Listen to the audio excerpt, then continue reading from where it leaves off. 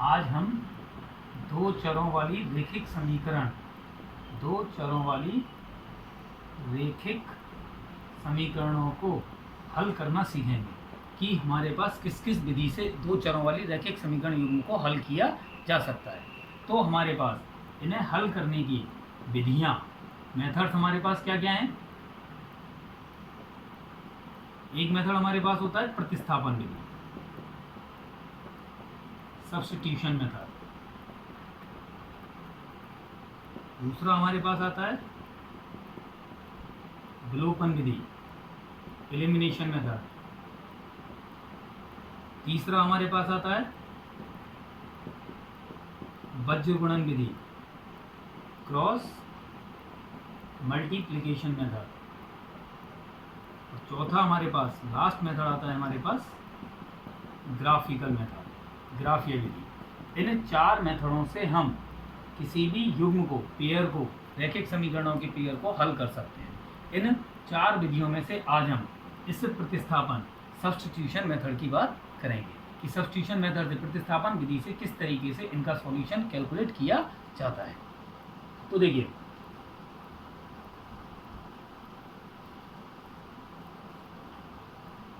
यदि हम बात करें प्रतिस्थापन विधि की, सब्स्टिट्यूशन मेथड की, तो देखिए आप लोगों को सबसे पहले इसमें यही चीज़ सीखना है कि हमें करना क्या है एक्चुअली इस विधि में। यदि हम इस मेथड की बात करें तो नाम से आपको पता चल रहा है, सब्स्टिट्यूट हमें लाना है, प्रतिस्थापन हमें करना है। मतलब आप लोगों ने क्रिकेट देखा है, क्रिकेट में आप लोग देखते हो जब एक खिलाड़ी हमारा चोटिल हो जाता है तो हम उसकी जगह पर कोई दूसरा खिलाड़ी फील्डिंग के लिए उतार सकते होते हैं, जो हमारे पास क्या कहलाता है, सब्स्टिट्यूट कहलाता है। मतलब किसी एक चीज़ को आप रिप्लेस कर दें, किसी एक की जगह पर दूसरी चीज़ को आप वापस मैदान में ले आएँ। तो वही सिस्टम हमारे पास यहाँ पर होता है। हमें इस पूरी विधि में किसी भी एक समीकरण से, किसी भी एक इक्वेशन से x या y की वैल्यू निकालकर दूसरी इक्वेशन में, दूसरी समीकरण में प्रतिस्थापित करनी होती है, सब्स्टिट्यूट करनी होती है। जैसे ही हम किसी भी एक चर का मान दूसरी समीकरण में प्रतिस्थापित करेंगे तो जो दूसरी समीकरण हमारे पास होगी उसमें से वह चर हट जाएगा और वह दूसरी समीकरण केवल एक ही वेरिएबल में, एक ही चर में हमारे पास कन्वर्ट हो जाएगी, बदल जाएगी। इससे दूसरी समीकरण में से एक चर हटने के साथ केवल दूसरे चर में वह समीकरण प्राप्त होगी जिसे आसानी से हल किया जा सकेगा, आसानी से हल किया जा सकेगा। कुल मिलाकर हमने देखा, दोनों समीकरणों में से किसी भी एक समीकरण को पकड़ना है, उसमें से x या y किसी भी एक चर का मान आपको ज्ञात करना है, उसे दूसरी समीकरण में प्रतिस्थापित करना है, जिससे कि दूसरी समीकरण में से वह चर हट जाएगा और केवल एक ही चर में वह समीकरण रहेगी जिसे हम उस चर के लिए हल कर देंगे। उस चर का जो मान आएगा उसे वापस हम पहली समीकरण में रखेंगे तो दूसरे चर का मान भी हमें प्राप्त हो जाएगा। इसके लिए यदि हम सूत्र बनाएं, मेथड निकालें पूरा का पूरा, तो हमारे पास क्या प्रोसेस निकल कर आती है, किस तरीके से हम इस मेथड को यूज कर सकते हैं। हम लोग अच्छी तरीके से जानते हैं कि हमारे पास रैखिक समीकरण युग्म a1x plus b1y plus c1 equal to 0, a2x plus b2y plus c2 equal to 0, ये हमारे पास कोई भी दो समीकरण मिलकर रैखिक समीकरण युग्म को रिप्रेजेंट करती हैं, प्रदर्शित करती हैं। अब हम इनमें से किसी भी एक समीकरण को पकड़कर उसमें से x या y का मान ज्ञात करते हैं। मान लो मैंने पहली समीकरण को पकड़ा, पहली समीकरण हमारे पास क्या थी, a1x plus b1y plus c1 equal to 0। मैंने इस समीकरण में से मेरी मर्जी है, मैं चाहूँ x का मान निकाल सकता हूँ, चाहे y का मान निकाल सकता हूँ। मान लो मैंने x का मान निकालना चाहा तो a1x बचे हुओं को हम उधर भेजेंगे, तो पक्षांतरण करने पर -b1/-c1। x का मान निकालना है तो a1 को इधर भेजोगे तो गुणा से किस में चला जाना था, भाग में, डिवाइड में चला जाएगा, -b1/a1/-c1/a1। अब इस मान को हम समीकरण नंबर 2 में रखेंगे। समीकरण 2 में रखने पर जैसे ही मैं इस x के मान को समीकरण 2 में रखूंगा तो मुझे क्या मिलेगा, a2 x की जगह हमने रखा -b1/a1/-c1/a1 प्लस b2/+c1 बराबर c2 बराबर 0। अब हम इसे सिर्फ देखने पर पता लगा सकते हैं कि ये केवल और केवल y चर में ही रह जानी थी, जिसे हम y चर के लिए हल कर सकते हैं। कैसे, इसका गुणा मैंने इधर किया, -a2 b1/a1/, -a2 c1/a1 plus b2/+c2 बराबर 0। जब मुझे इस समीकरण को y के लिए हल करना है तो मैं y के पदों को तो बाईं तरफ रख के छोड़ता हूँ, बचे हुए अचरों को हम दाईं तरफ छोड़ रहे हैं। तो क्या मिलेगा हमें, b2/-a2b1/a1 y is equal to a2c1/a1 -c2। अब मैं इन दोनों में से y को कॉमन ले सकता हूँ। क्या मिल जाना था हमें,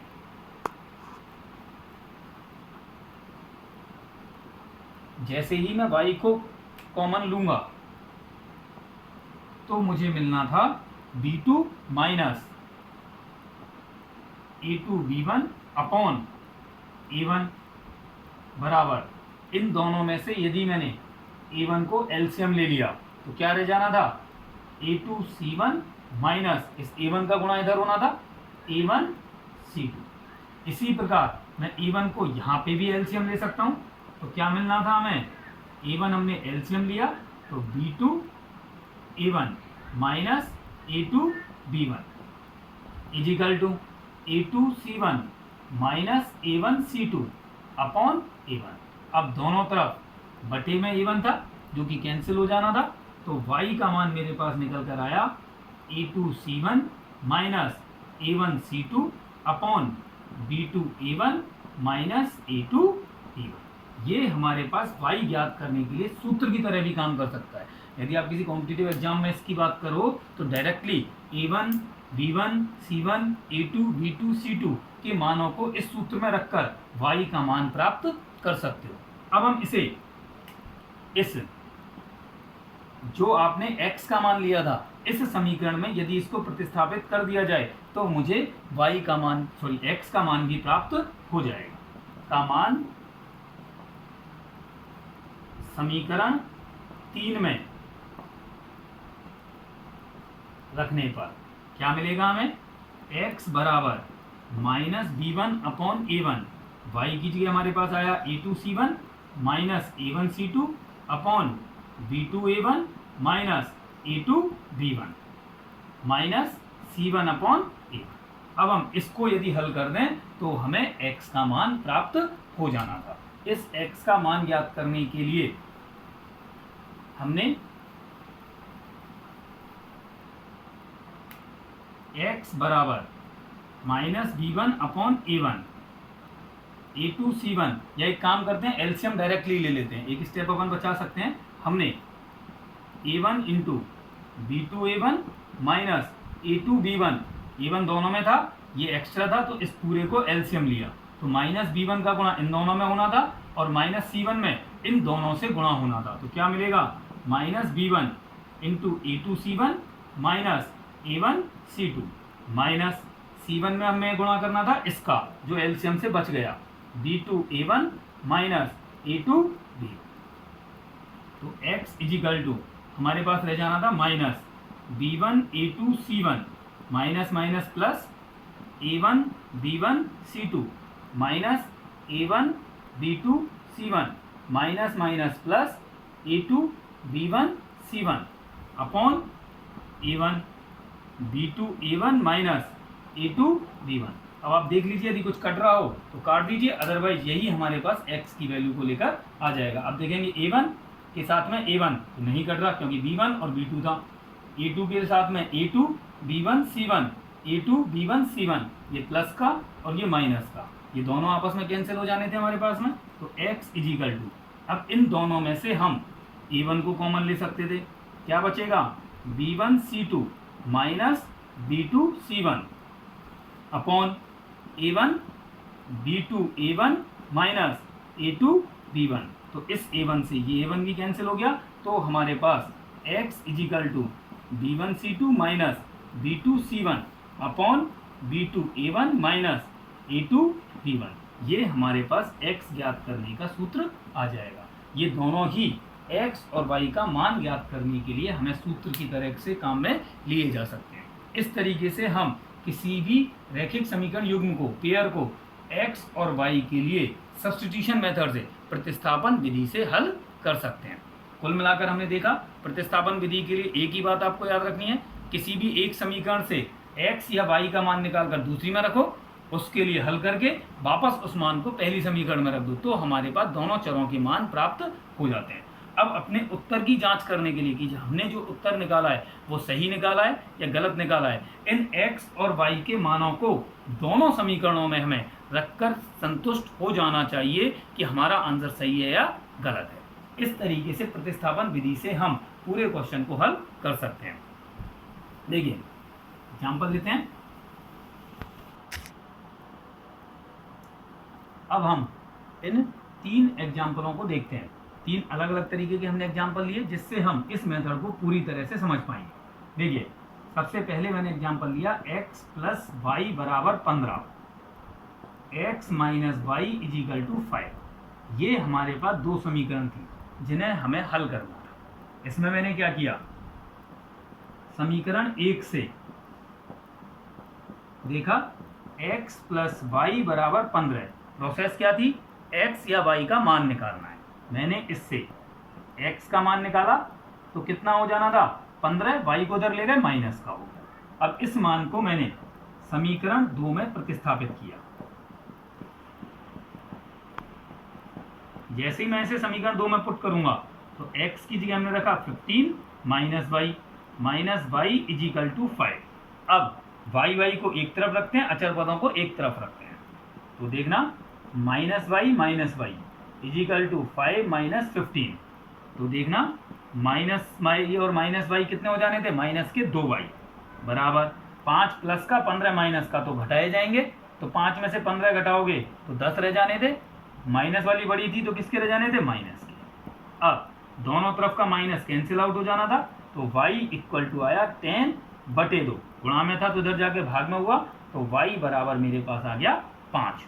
अब इसे मैं समीकरण नंबर 3 में रख देता हूं। जैसे ही मैं इसे समीकरण नंबर 3 में रखूंगा तो x बराबर 15 माइनस वाई की जगह 5 रखा तो x बराबर हमारे पास आ गया 10, x बराबर 10 और y बराबर 5। ये हमारे पास इस समीकरण के हल हो गए। अब हम अपने उत्तर की जांच कर सकते हैं। जैसे ही मैं उत्तर की जांच करने आऊंगा तो मैं इन दोनों मानों को दोनों समीकरणों में पुट कर दूंगा। पहली समीकरण थी x plus y equal to 15 और दूसरी समीकरण थी x minus y equal to 5। देखना x इजिकल टू 10 और y इजिकल टू 5 रखने पर मेरे पास बाएं पक्ष और दाएं पक्ष दोनों बराबर हो जाने चाहिए। तो x की जगह हमने रखा 10 प्लस y की जगह 5 बराबर कितना था 15, तो 10 और 5 जुड़कर कितना हो जाना था 15, 15 बराबर 15। इसके अकॉर्डिंग हमारा उत्तर सही है। ऐसे ही हम इसको चेक करें, x बराबर 10 और y बराबर 5, तो x की जगह हमने रखना था 10 माइनस y की जगह हमें रखना था 5 बराबर 5। 10 में से 5 घटाएंगे तो 5 बराबर 5। क्योंकि x और y के इन मानों ने दोनों समीकरणों को संतुष्ट कर दिया, तो यह हमारे पास उत्तर जो हमने आंसर निकाला है वह सही निकाला है। अब हमने जो कल पिछली क्लास में पढ़ा था कि इनका हल का अस्तित्व क्या होता है, इसकी भी जांच कर सकते हैं। इसमें a1 इक्वल टू क्या था, x का गुणांक 1, b1 इक्वल टू क्या था, y का गुणांक 1, c1 इक्वल टू कितना था हमारे पास 15। इसमें a2 इक्वल टू कितना था 1, b2 इक्वल टू कितना था -1 और c2 इक्वल टू हमारे पास था 5। अब हमने देखा x और y के अकेले अकेले मान आए, मतलब ये अद्वितीय हल होने की शर्त को संतुष्ट करना चाहिए था। और आप लोगों ने क्या पढ़ा था अद्वितीय हल होने के लिए? a1/a2 is not equal to b1/b2। तो हमने a1/a2 निकाला, a1 की जगह 1, a2 की जगह 1, तो ये हमारे पास आया 1। ऐसे ही हमने b1/b2 निकाला, तो b1 हमारे पास था 1, b2 हमारे पास था -1, ये हमारे पास आया -1। इसलिए ये दोनों बराबर नहीं हुए। जब ये दोनों बराबर नहीं हुए थे तो इस समीकरण के युग्म के हमारे पास अद्वितीय हल यूनिक सॉल्यूशन ही आने थे, जो कि हमें प्राप्त हो गए हैं। कोई दिक्कत है सर ये चीज में? चलिए अब हम सेकंड नंबर का एग्जांपल लेते हैं। हमने इस वाले एग्जांपल में बहुत सिंपल वे में देखा था, जहां हमारे पास x और y दोनों के ही गुणांक, दोनों के कोफिशिएंट्स हमारे पास 1 थे। अब इस वाले क्वेश्चन में हम देख रहे हैं कि सभी के कोफिशिएंट 1 नहीं है, सभी के गुणांक हमारे पास 1 नहीं है। तो थोड़ा सा हमारे पास थोड़ी सी प्रॉब्लम ये लेकर आते हैं। कैसे? देखिए, 3x minus y equal to 3, 9x plus 3y equal to 9। अब यदि मैं बात करूं मेरे पुराने वाले तरीके से जो हमने अभी क्वेश्चन सॉल्व किया, उससे मैं समीकरण 1 से x का मान निकाल रहा था। तो मैं समीकरण 1 लेता, 3x माइनस वाई बराबर 3। तो आप देखना, x का मान निकालने के लिए मैं y को इधर भेजता, तो 3x बराबर y प्लस 3। तो x बराबर इस 3 से मुझे भाग देना पड़ता, y प्लस 3/3। कोई दिक्कत है वाली चीज में? यदि मैं इसकी बजाय इसी समीकरण से y निकालता तो देखना कुछ आसान होता। क्या हमारे पास सवाल? 3x minus y equal to 3, y निकाल रहा हूँ तो माइनस वाई इजिकल टू 3, इसको इधर लेकर आया माइनस के 3x। अब इस माइनस को हटाने के लिए मैं इधर माइनस से गुणा कर दूं तो y बराबर आ जाता 3x माइनस 3। ये मुझे ज़्यादा सहूलियत देगा इसकी बजाय। क्यों? कारण सुन लीजिए, इसमें हमें इस बटे से उलझना पड़ेगा। जरूरी नहीं कि ये बटे कैंसिल आउट हो जाए, हमारा क्वेश्चन को उलझाता हुआ जा सकता है, हमें एलसीएम लेने की जरूरत पड़ सकती है। जबकि इस वाले कंडीशन में मुझे एलसीएम लेने की जरूरत नहीं पड़ेगी, कोई एक्स्ट्रा प्रोसेस मुझे नहीं लगानी पड़ेगी। तो आप लोगों को बस इतनी सी बात समझनी है, प्रतिस्थापन विधि लगाते समय इस बात को आप नोट करके लिख लें। प्रतिस्थापन विधि का प्रयोग करते समय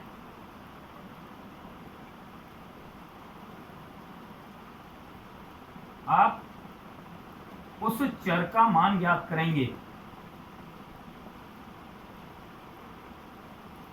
उस वेरिएबल को फाइंड आउट करेंगे जिसका कोफिशिएंट, जिसका गुणांक 1 है। ऐसा नहीं है कि यदि मैं इससे क्वेश्चन करूंगा तो सही नहीं होगा, क्वेश्चन इससे भी हो जाएगा, क्वेश्चन इससे भी हो जाएगा, लेकिन कैलकुलेशन को आसान करने के लिए। ये कोई ऐसा नहीं है कि नहीं कंपलसरी हो, सिर्फ गणना को आसान बनाने के लिए। कंपलसरी रूल नहीं है कि नहीं ऐसा नहीं करेंगे तो हमारा क्वेश्चन नहीं होगा, ऐसा कोई बाउंडेशन हमारे पास नहीं है। अब चलते हैं। अब मैंने देखा कि y बराबर 3x माइनस 3, ये मेरे पास निकल कर आया समीकरण 1 से। तो मैं इस y के मान को समीकरण 2 में रख देता हूँ। समीकरण 3 से y का मान समीकरण 2 में रखने पर क्या मिल जाना था हमें? 9x प्लस 3, y की जगह में रख दिया 3x माइनस 3 बराबर 9। तो देखना क्या रह जाना था? 9x प्लस 3 3 जा 9x माइनस 9 इजिकल टू 9। अब मुझे x की वैल्यू निकालनी थी, तो x को हम एक तरफ रखते हैं और अचर पद को दूसरी तरफ। 9x प्लस 9x कितना हो गया था? 18x बराबर 9। इस माइनस को उधर ले जाओगे तो किसका हो जाना था? प्लस का। 18x बराबर 18, तो x बराबर आ जाना था 18/18। कैंसिल होकर कितना आ गया? 1।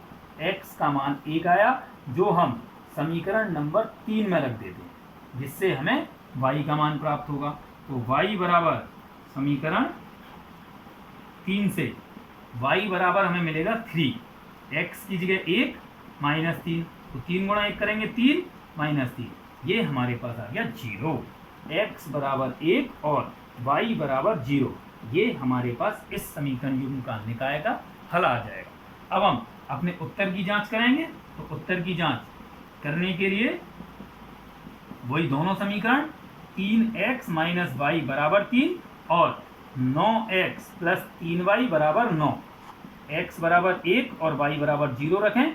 तो 3x की जगह हमने रख दिया 1 माइनस y की जगह रख दिया 0 बराबर 3, 3 गुणा 1 3 बराबर 3।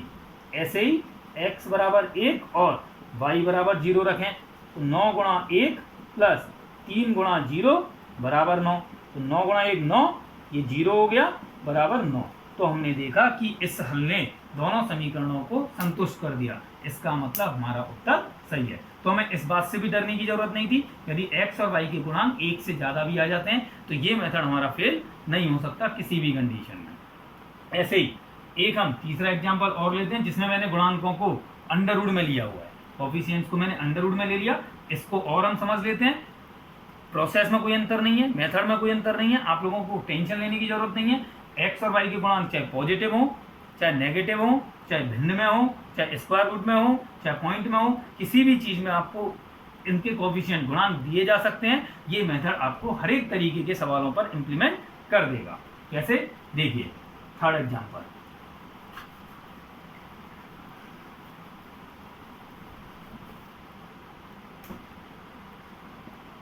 Under root 2x plus under root 3y बराबर 0, under root 3x minus under root 8y बराबर 0। अब इस वाले उदाहरण में मैंने x और y दोनों चरों में से किसी का भी गुणांक किसी भी समीकरण में एक नहीं लिया। थोड़ी सी कैलकुलेशन बढ़ती है इस बात से, लेकिन ऐसे क्वेश्चंस भी हमारे पास आ सकते हैं, वो नॉर्मल गुणांकों में भी आ सकते हैं, तो आपको टेंशन लेने की जरूरत नहीं। प्रोसेस तो हमारे पास है ही है। क्या करते हैं, हम समीकरण नंबर 1 लिया मैंने। समीकरण 1 से क्या मिलना था, under root 2x plus under root 3y is equal to 0। अब चाहूँ मैं x का मान निकाल दूं, चाहे मैं y का मान निकाल दूं, दोनों में से किसी का भी गुणांक एक हमारे पास नहीं है। तो देखना, अंडर रूट 2x बराबर माइनस अंडर रूट 3y, इसको मैं इधर ले गया। ऐसे ही x निकालने के लिए अंडर रूट 2 से भाग दे देंगे, तो माइनस अंडर रूट 3 बटे अंडर रूट 2y। इसे हम समीकरण नंबर 3 आई, इससे हम x का मान समीकरण नंबर 2 में रखते हैं। जैसे ही मैं x के इस मान को समीकरण नंबर 2 में रखूंगा तो देखना, अंडर रूट 3 x की जगह आया माइनस अंडर रूट 3 बटे under root 2y minus under root 8y बराबर 0। तो देखना, इसका गुणा इससे करेंगे तो माइनस अंडर रूट 3 कितना हो जाना था हमारे पास में, 3 हो जाना था। तो माइनस 3 बटे अंडर रूट 2y बराबर या माइनस अंडर रूट 8y बराबर 0। अब हम अंडर रूट 2 को लघुत्तम लें तो कितना मिलना था, माइनस के 3y माइनस के अंडर रूट 8y बराबर 0। अब हम जानते हैं इसको इधर गुणा करेंगे तो ये 0 में चला जाना था। तो इन दोनों में से माइनस कॉमन लिया y के साथ, इसमें हमने माइनस का मल्टीप्लाई किया, माइनस y को कॉमन लिया तो 3 plus under root 8 is equal to 0। अब हम देखते हैं, ये माइनस भी 0 में चल जाना था, ये भी 0 में चल जाना था। एक मिनट, हम अंडर रूट 2 का गुणा इससे करना भूल गए, इसको और आपको करना है। तो देखना क्या रह जाना था, अंडर रूट 2 आपने एलसीएम लिया तो अंडर रूट 2 का गुणा इससे होना था, माइनस के अंडर रूट 8 गुणा अंडर रूट 2y बराबर 0। ये चल जाना था हमारे पास 0 में। तो देखना, माइनस के 3y माइनस 8 को हम लिख सकते थे 4 गुणा 2, तो 4 का अंडर रूट लेते तो 2 आ जाना था, 2 अंडर रूट 2y बराबर 0। तो देखना क्या रह गया, माइनस के 3y अंडर रूट 2 कितना आ गया, 2 गुणा 2 करेंगे तो 4, y इक्वल टू 0। तो हम देखेंगे माइनस 3y और माइनस 4y, तो ये आ गया माइनस के 7y बराबर 0। तो y बराबर 0 बटे माइनस 7, मतलब y बराबर हमारे पास आ गया 0। अब इस y के मान को हम समीकरण 3 में रख दें।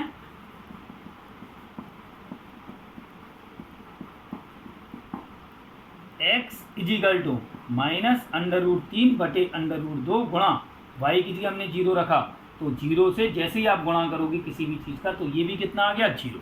अब हम देखेंगे कि x और y दोनों के मान 0 आ गए। यदि आप अपने उत्तर की जांच करते, यहाँ 0 रखा तो ये 0, यहाँ 0 रखा तो ये 0, पूरा 0 बराबर 0। ऐसे इसमें रखोगे 0 इसमें रखोगे 0 तो 0 माइनस 0 बराबर भी कितना आ जाता 0। इस तरीके से हम देखते हैं कि इस मेथड को हम किसी भी तरीके के रैखिक समीकरण युग्मों में काम में ले सकते हैं और अपने उत्तर की जांच भी कर सकते हैं। इस तरीके से आपको अब प्रतिस्थापन विधि के क्वेश्चंस करने हैं। घर पे जो भी डाउट होंगे आप डाल दीजिएगा, उनको अगली क्लास में सॉल्व करा दिया जाएगा। ठीक है।